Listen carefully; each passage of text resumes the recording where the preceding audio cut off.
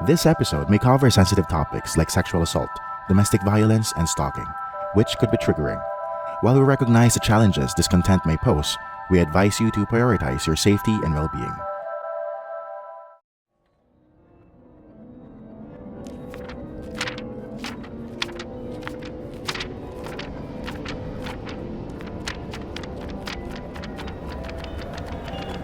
The Book of Bad Ideas. May mga kwento na hindi mo maririnig sa media. Mga kwentong hindi sinasabi ng magulang mo at siguradong hindi mo mababasa sa mga libro ng mundo. Ito ang mga lihim na tinatago ng bawat pamilya, mga kasalanang kinubli ng reliyon, mga desisyong akala mo maliit lang, pero ngayon pinagsisihan mo na. Dito, walang happy ending, walang moral lesson, at kadalasan, ang multo at aswang ay ikaw rin. Ito ang mga twisted stories sa Book of Bad Ideas. At kami ang inyong host. Ako si Nix. At ako si Steve. Don't forget to follow us and subscribe. At humanda na kayo sa ating storyang hindi mo dapat pakinggan mag-isa. What if ikaw ang mapiling maging reyna ng Biringan? Sasama ka ba sa mga engkanto? Nung Pasko ng 2024, marahil marami sa atin ay masayang nagse-celebrate. Nagbubukas ng regalo, kasama ang pamilya at naghahanda ng masasarap na pagkain. Pero lingid sa ating kalaman, sa Forbidden City of Biringan sa Samar, nagluluksa sila. Kung hindi mo alam kung ano ang Biringan, ito ang tinatawag ding City of Gold dahil puno ng ginto ang lungsod na ito. At advanced din ang technology nila. Ang kahariang ito ay hindi basta-basta nakikita ng tao dahil ang lungsod na ito ay puno ng mga engkanto. Hindi ka siguro naniniwala na totoo ito, no? Pero para sa mga taga-Samar, totoo ito. Lalo na ang mga piling taong nakapunta na rito. Pero bakit nga ba sila nagluluksa nung Pasko? Iyon ay dahil namatay ang kanilang Reyna Isabela. Isa sa mga pinakamabait at pinakamagandang engkanto si Reyna Isabela. At mahal na mahal siya ng buong mamamayan ng Biringan. Halos isang linggo din itong binurol para makita ng publiko ang kanyang bangkay. At matapos ang isang linggo, nagkaroon ng prosesyon sa piling parte ng Biringan bago ito inihatid sa Royal Cemetery sa Biringan City. Habang tayong mga tao, nagsasaya sa New Year at nagpapaputok, ang mga engkanto naman ng Biringan ay nagluluksa pa rin at pinapanood ang paglibing sa kanilang reyna. Pero kung meron mang sobrang nasaktan sa pagkawala ng reyna, ito ang hari ng Biringan na si Haring Pahimola. Mahal na mahal niya si Reyna Isabela. Mas mahal niya pa ito kesa sa mga anak nila. Matapos ang libing, nagkaroon ng pulong ang hari ng Biringan kasama ang kanyang general na si General Tamawo. Kasama din sa pulong na ito ang protektor at tinatawag na birador ng Biringan na si Marie Contado. Habang nagpupulong ang tatlo, naghalit ang hari sa usapan nila. Hindi ito makapaniwala sa mga sinasabi ng alagad na si Marie Contado. Sigaw ni Haring Pahimola, "Punyeta! Alagad, Contado! Ano bang pinagsasabi mo? Kakalibing ko lang sa aking asawa, tapos ito ang maririnig ko? Nasaan ang respeto mo?" "Pasensya na po, mahal kong hari. Alam kong masakit itong marinig pero ang datos na ito ay hindi nagsisinungaling. Inimbestigan ito ng mga alagad at hindi namatay sa sakit ang ating reyna. Nilason siya. At ang lasong ito ay hindi ordinaryong barang, kundi gawa dito sa loob ng Biringan." Tama na yan, Alagad Contado. Tumahimik ka na. Hayaan mo munang magluksa ang ating hari at pag-usapan na lang natin ito sa ibang araw. Kahit nagluluksa ako, General Tamawo, mas mabuti na ring marinig ko ito ngayon pa lang. Sige, kung sinasabi mong nalaso ng aking asawa, Alagad Contado, hulihin niyo na ang sospek sa krimen na ito at matitikman niya ang galit ko. Sa ngayon, wala pa po kaming suspect, mahal na hari. Pero bigyan niyo po ako ng oras para ipagpatuloy ang pag-iimbestiga ko at ng mga alagad at tiyak mahuhuli namin ito. Sasabihin mo ang lahat ng ito? Tapos wala pa tayong suspect?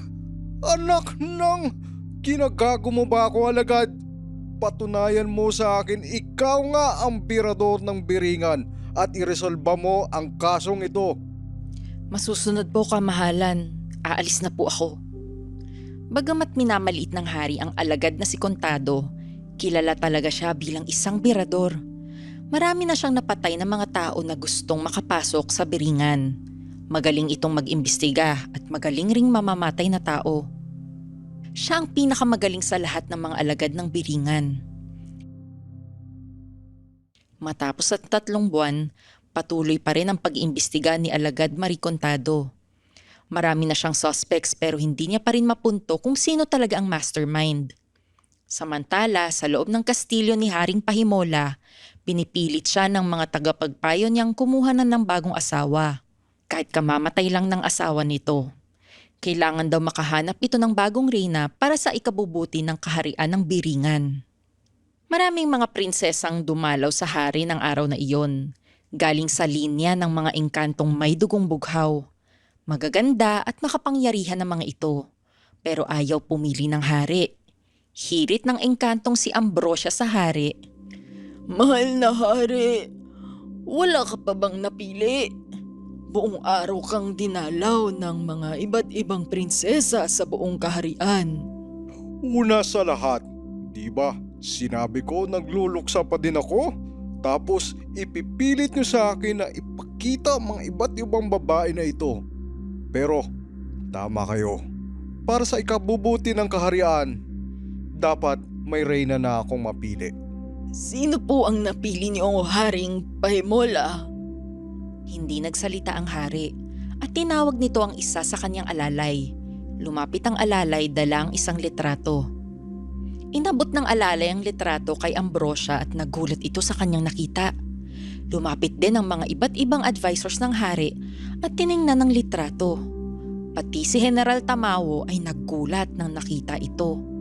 Kinausap niya ang hari at sinabing, Mahal na hari, sigurado ba kayo dito? Isa itong tao, hindi engkanto. Nasa batas ba natin na bawal maging reyna ang isang tao? Kumukuha nga tayo ng iba't ibang tao at dinadala sa biringan para maging katulad natin. Bakit pag ako ang pumili, nagugulat kayo? Bata pa lang ako, may gusto na ako sa kanya. Nakikita ko siya sa TV ng mga tao. Subukan nyo at lapitan ito. Pasensya na po kayo, mahal na hari, kung ganun din ang aming reaksyon. Huwag kayong mag-alala. Ito ay masusunod at pupuntahan namin kagad. naging bulong-bulungan sa buong lungsod ng Biringan ang litrato na binigay ng hari. Hati ang opinyon ng mga taga-Biringan dahil isang mortal na tao ang napili nito. At hulaan niyo kung sino ang nasa picture na ito. Ito ay mula sa isang pahina ng kalendaryo, isang calendar girl ng alak. At ang babaeng ito ay ako. Kinuha ang litrato na ito nung kasikatan ko nung 90s. Akalain mong hindi lang ang mga lalaki ng Pilipinas ang naakit ko, kundi pati ang hari ng mga engkanto. Pero ito ay matagal na panahon na.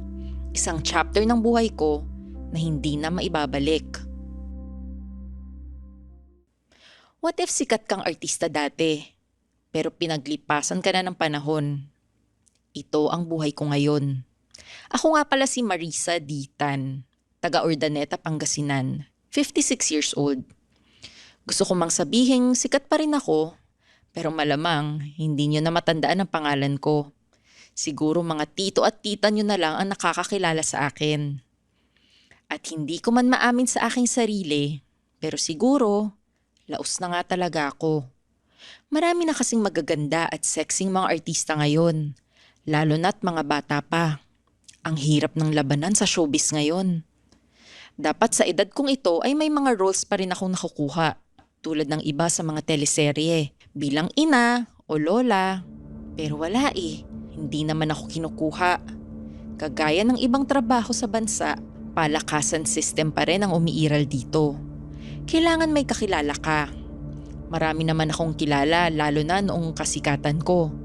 Nandyan si Derek Manzano, si Boss Solidad at si Mother Eli. Pero alam nyo kung ano sagot nilang lahat? Laos ka na! Laos ka na! Laos ka na!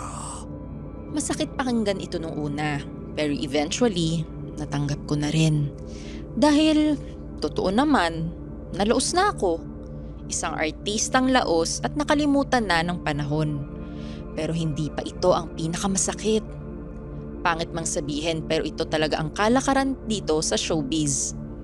Minsan kailangan mong ibenta ang sarili mo sa mga big boss na ito. Walang hindi sumikat na hindi ginawa ito. Ayoko na lang banggitin kung sino sa mga kapwa kong artista ang ibinenta din ng kanilang mga sarili. Mahirap na kasi. Anyway, nagawa ko na ito ng ilang beses nung dalaga pa ako. Kaya sinubukan kong gawin uli ito ngayon. Pero ang sagot nila, wag na lang. Hindi na raw kasi ako masarap. Mapakla na raw ako at maalat. May isa pang nagsabing hindi na raw ako sariwa.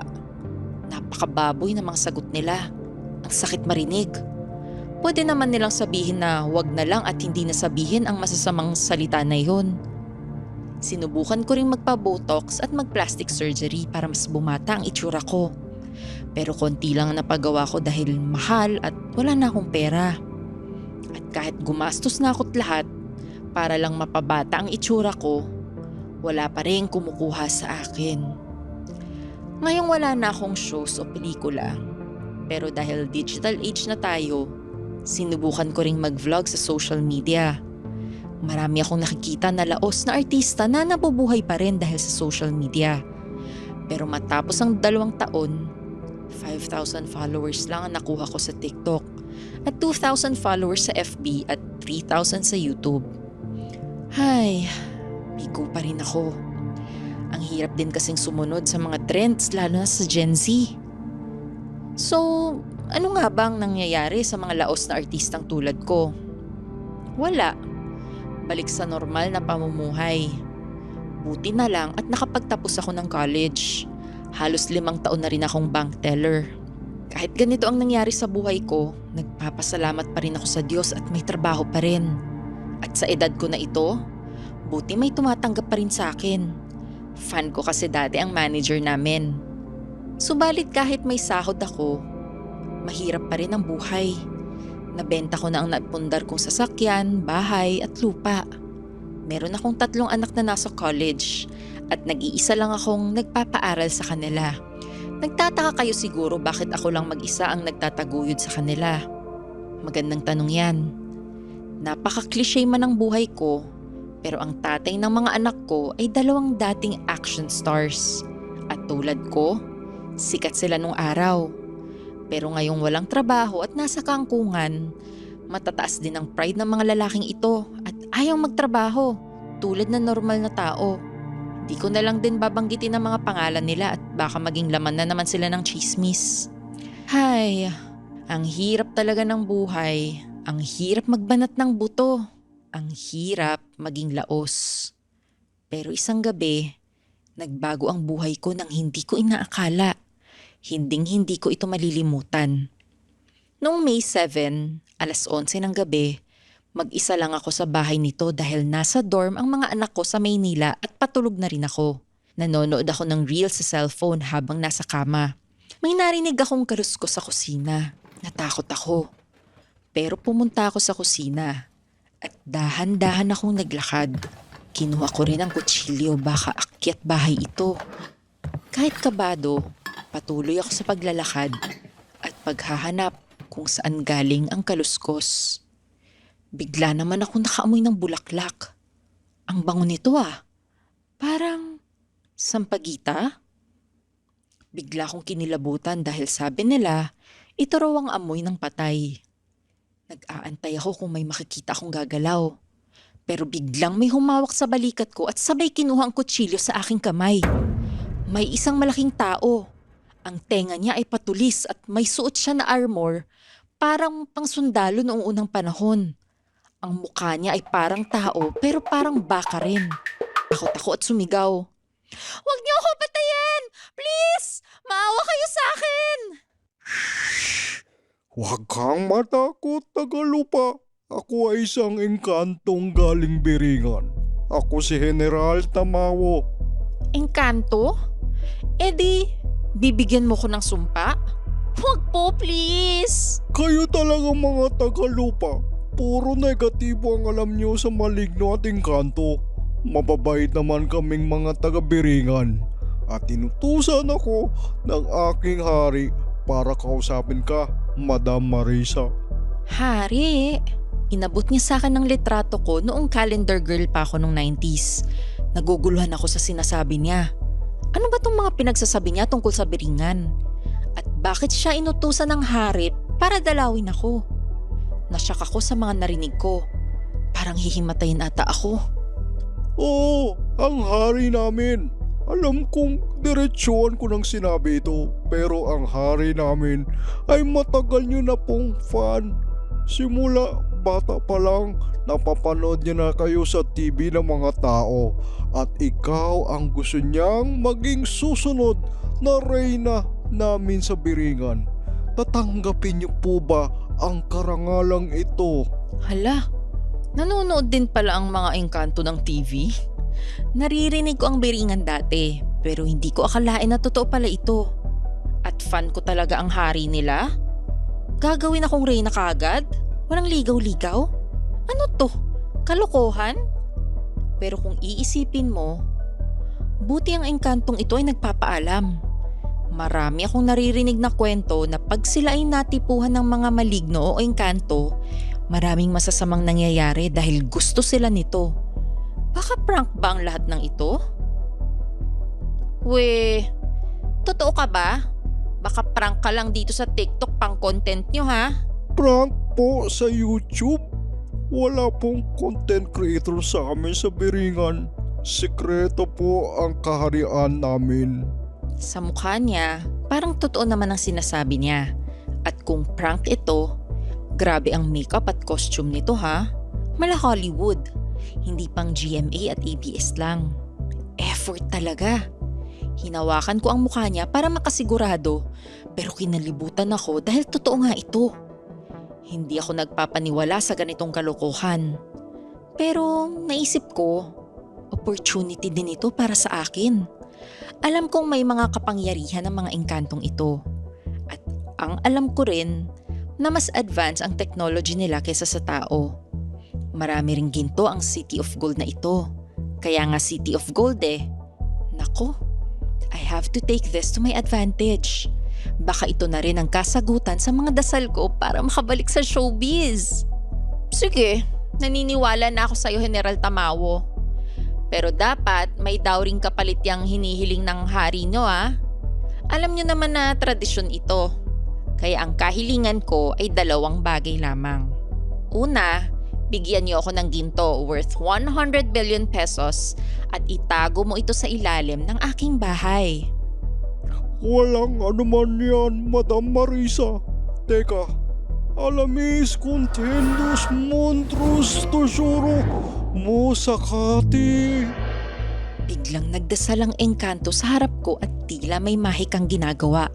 At nang matapos ito, nagkaroon ng isang pintuan sa ilalim ng aking kusina.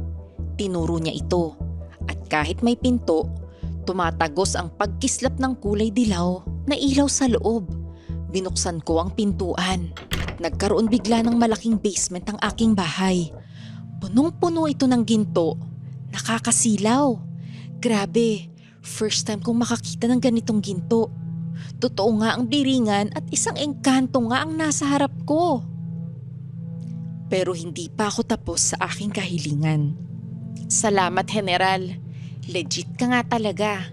You are most welcome, Madam. At ang pangalawang kahilingan niyo ay? Gusto ko uling maging maganda at bata tulad ng nasa kalendaryo na yan. Kayang-kaya namin yan, Madam. Pero hindi kaya ng aking mahika ang kahilingan niyo. Ang may kapangyarihan na gawin yan ay ang aming mahal na hari at ang technology namin sa Biringan City. Kailangan niyo pong sumama sa akin. Plastic surgery ba ito, General? Way better po, Madam. lumang teknolohiya na po yung plastic surgery kung ikukumpara sa technology namin. Tara na po, madam. Sure, let's go! Excited na akong maging dalaga muli. Wait, damihan mo pa pala ang lock sa ginto ko at ibigay mo sa akin ang susi. Alamis contentus monstrous to shuro mo sa kadi.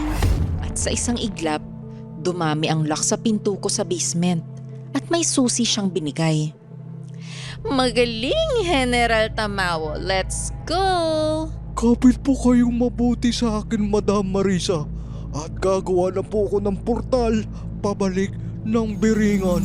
At gamit ang mahika niya, nagkaroon ng lagusan pabalik ng Biringan. Kabado akong pumasok, pero mukhang ligtas naman ito, kaya pumasok na ako. Matapos ang ilang segundo, nakarating kami sa kabila ng lagusan at nasa kastilyo ng Biringan na kami. Tumingin kagad ako sa bintana at nasilaw ako sa mga gintong bumabalot sa syudad. Sobrang daming ginto. Mukhang kulang pa ang hiniling kong ginto ah. Dapat pala nilubos-lubos ko na at isang buondok ng ginto ang hiniling ko. Madami ring mga lumilipad na sasakyan. Wow! Ganito pala ka-advance ang technology nila. Tama nga ang lahat ng sinasabi ng mga taga-Samar tungkol sa Biringan. Natigilan ang aking pagsasightseeing sa bintana ng kastilyo. Kinalabit ako ni General at sinabing, Madam Marisa, may I introduce to you ang aming haring pahimola. Mahal na hari, si Madam Marisa po. Ay, hello po mahal na hari. Niyakap ako ng hari. Medyo nagulat ako. Feeling close? Pero syempre, hari siya, kaya sige go. Kala ko rin matanda na ang haring ito. Pero nagulat ako dahil ang pogi niya. Parang Piolo Pascual pero patulis nga lang ang tenga. Bata pa pala. O di kaya dahil engkanto siya, kaya mukhang bata? Baka ilang daang dekada na itong nabubuhay. It's nice to finally meet you. Dati, nasa TV at picture ka lang. Mas maganda ka pala sa personal, Marisa. Bolero din no? O talaga bang nagagandahan siya sa akin? Ang sarap pakinggan at may nabibigani pa rin sa ganda ko. Kahit engkanto pa siya. Ano ka ba, mahal na hari? Matanda na kaya ako? Huwag mo na akong tawaging mahal na hari. Pahimola na lang. Lalo na't magiging asawa kita at magiging reyna ka ng Biringan. Oo nga pala. Pero bago ko tanggapin ang pagiging reyna, may dowry akong hinihingi ah. Nabigay na ni General ang ginto. Pero gusto ko sanang maging bata tulad ng nakita mo sa akin noong nasa TV pa ako at Calendar Girl. Oo nga pala. Pasensya na, Madam Marisa, at hindi ko kagad nabanggit. Walang problema ito sa akin, Marisa. Gagawin ko lahat para sa iyo. Asmedus consarison el nido invicto sanctuarius. Nagdasal din ng hari ng Biringan at may mahikang ginagawa sa aking harapan. At nang matapos siya, biglang bumata ang itsura ko. Parang 10 years younger. At parang gumaan ang aking pakiramdam. Tila lumakas ang aking pangangatawan. Parang may kapangyarihan ako. Ngayon ay isa ka ng engkanto tulad namin. At may kapangyarihan ka na din, Marisa. Pero hindi pa ito sapat. Para makumpleto ang kahilingan mo na maging bata, dapat mong pumunta sa hospital namin. General, samahan mo si Marisa at dalhin sa mga doktor natin sa hospital para gawin ang operasyon. Masusunod ka, mahalan. Halika na, mahal na reyna, at sumunod ka sa akin. Sige. Ganun pala kabilis yun? Hanggang sa muli, Marisa. Ipapaayos ko na ang ating kasal habang nasa ospital ka para pagbalik mo, maayos na ang lahat at wala ka nang iisipin. Umalis na kami ni General Tamawo at naglakad sa Biringan City. Hindi pa rin ako makapaniwala sa aking nakikita. Sadyang napakaganda ng lugar na ito. At pagdating namin sa hospital, sinalubong ako ng maraming doktor at may mga machine silang pinaghalong siyensya at mahika. Hindi ko ma-describe ng maayos, pero ito ang ginagamit nila sa akin para sa operasyon ko. At wala pang isang oras, Natapos ang operasyon ko. Grabe ang bilis. Pero sabi nila, dapat magpahinga daw ako ng 1 araw sa ospital para maobserbahan. Ang bilis din ng recovery sa surgery. Sa mundo ng tao, halos 1 linggo o minsan buwan pa nga. Pero dito, 1 araw lang. Kaya nagpahinga na ako at natulog. Kinabukasan, agad kong pinatanggal ang mga bandages sa mukha ko at katawan ko. At hindi ako makapaniwala sa nakita ko. Agad akong humingi ng salamin. At totoo nga, grabe. Paano nila naibalik ang aking kutis at kabataan? Parang 26 years old ako ulit. Subalit habang inaabsorb ko pa lang ang aking buong katawan, may hawak na wedding gown na ang mga nurse. Today na daw ang wedding ko. Medyo nashock ako dito. Pero alam ko namang ito ang sinabi ng hari. Alam na daw ng buong kaharian na ang kasalan ay magaganap ngayong araw at lahat ng mga taga-Biringan ay dadalon sa kastilyo para sa seremonya. Medyo hesitant ako, pero kahit ganon, sinuot ko pa rin ang wedding dress. Ito ba talagang gusto ko? Maging reyna ng Biringan? At dito na lang magtatago mula sa mga tao? Paano na ang career ko sa showbiz? Gusto kong patunayan na hindi pa ako laos. Gusto kong makahiganti sa mga taong nagsabi na pangit at laos na ako. Hindi.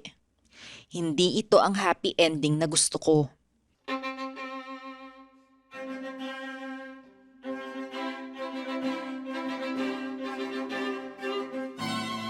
Kaya habang naglalakad papunta sa altar ng kastilyo, kahit maraming nanonood sa akin, lalo na ang hari, tumigil ako sa prosesyon at sinabing, "Pasensya ka na, Pahimola. Pero hindi ito ang tamang panahon para maging reyna ko. Kailangan ko munang ipagpatuloy ang career ko sa showbiz." Nalungkot ang mga tao sa narinig nila, lalo na ang hari. Hindi naman ito tinanggap ng mga alagad ng Biringan. Tinutukan ako ng mga armas at espada nila. At sa isang iglap, may isang babaeng alagad na humawak sa akin at tinutukan ng kutsilyo ang leeg ko. Kinabahan ako nang marinig kong ito raw ang birador ng Biringan. "Isa kang ingrato, tagalupa. Matapos mabigay ng hari ang iyong kahilingan, ito ang kabayaran mo sa amin?" Patayin ang ingrato! Ibaba mo ang kutsilyo mo, Alagad Kontado. At General Tamawo, hayaan mo siya umalis. Mahal ko pa rin si Marisa kahit ganyan ang nararamdaman niya. At walang ibang alagad na susunod sa kanya pabalik. Mahal kita, Marisa. Simula bata pa lang ako, crush na kita. Pero kung yan ang desisyon mo, okay lang sa akin. Alam kong dati pa priority mo na ang showbiz, kaya di kayo nagkakatuluyan ng mga asawa mo, di ba? Pero kung magbabago ang pag-iisip mo, tawagin mo lang ako at susunduin ka ng aking mga alagad. Paalam, Marisa. Sorry, Pahimola. Magulo lang talaga isip ko. Mabait ka rin at hindi mahirap mahalin kung sakali. Pero as of now, need kong bumalik sa mundo ng mga tao. Alamis contendues, motrosus, tosyoro mosakati. Ginawa ko ang parehas na mahika ni General Tamawo. Nakagawa ako ng portal pabalik at umalis na ako. At sa mga sumunod na buwan, nakuha ko na ang lahat ng gusto ko. Hindi ako bumalik bilang Marisa Tan. Nagpakilala ako bilang anak ni Marisa. Ako na si Isa Tan. At kahit walang mahika at wala akong pera na binayad, sumikat kagad ako. Marami kagad akong shows at movie deals. Sumabog din ang social media ko. Nasa 7 million followers ko sa FB, 6 million sa TikTok at 10 million sa YouTube. Sumikat ako dahil lang sa panibagong ganda at acting skills ko. Ibinigay ko na ang ginto sa aking mga anak para they're all set for life. Marami rin akong brand deals. Halos lahat ng commercials, ako ang laman. Daig ko pa si Pacquiao at Chris Aquino. Walang lugar sa Pilipinas na hindi ako kilala. Kahit saan ako magpunta, kilala ko. Ganon ako kasikat. Pero hindi ko pwedeng hindi masubukan ang aking mahika bilang engkanto. Binigyan ko ng pigsa ang mga big bosses ng showbiz. Ang mga nagsabing pangit at laos na ako. At ang pigsa na ito ay panghabang buhay. Yan ang sumpa ko. Sino sa ngayon ang pangit? Sa loob ng 3 buwan, nakuha ko ang lahat ng pinapangarap ko. Pero ito ba talaga ang gusto ko? Marahil masasabi nyo na magulo ako. Paiba-iba ng gusto. Pasensya na, babae kasi ako. Lately, na-realize ko kung meron mang parte ng buhay ko na hindi ako successful, ito ay ang aking relationship. Kahit bata ang itsura ko, ang totoo ay matanda na ako. Pangarap ko ring maging masaya sa buhay bilang asawa at magkaroon ng asawang sasambahin ako. At ang syunga-syunga ko. Gwapo na at mabait ang humabol sa akin pero nilayasan ko sa araw ng kasal namin. Ginamit ko ang mahika ko at binisita ang birador ng biringan na si Alagad Marie Contado. Madalas din kasi siyang nasa mundo ng mga tao para bantayan kung sino ang gustong pumasok sa biringan at trabaho niyang pigilan ng mga ito. Nag-usap kami. Gusto kong kamustahin si Haring Pahimola.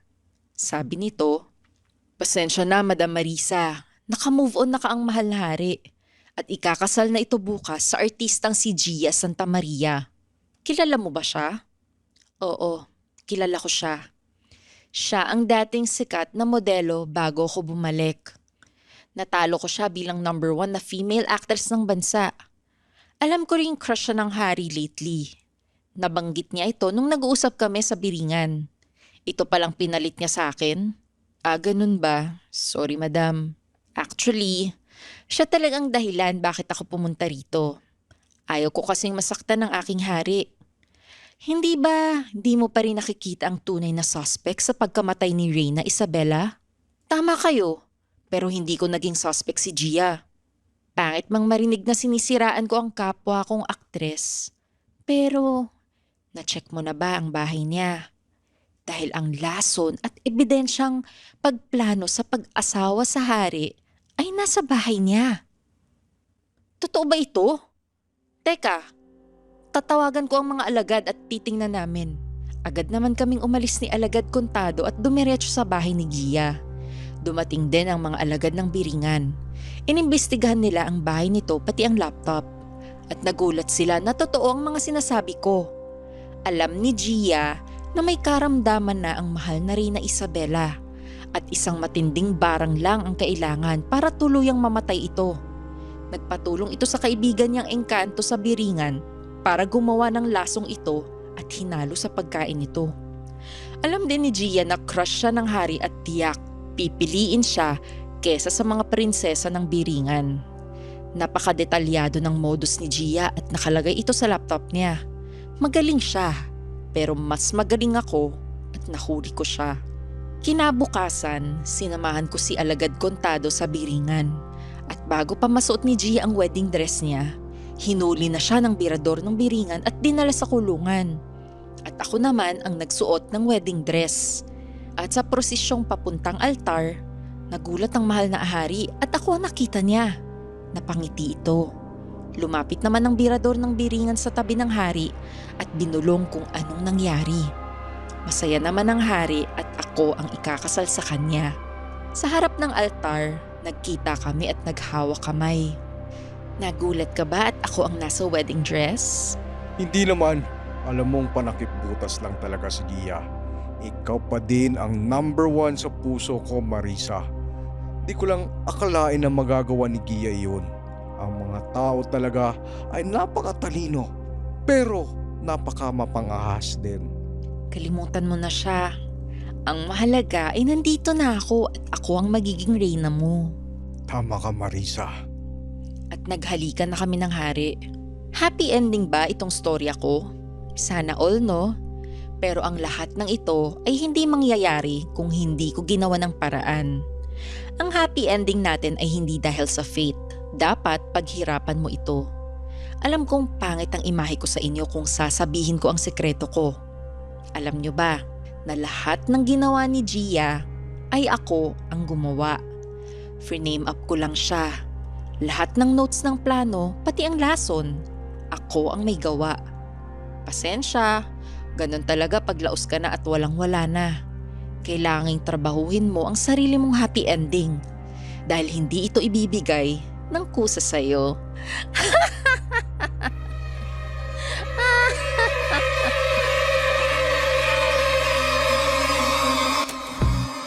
The Pod Network Entertainment.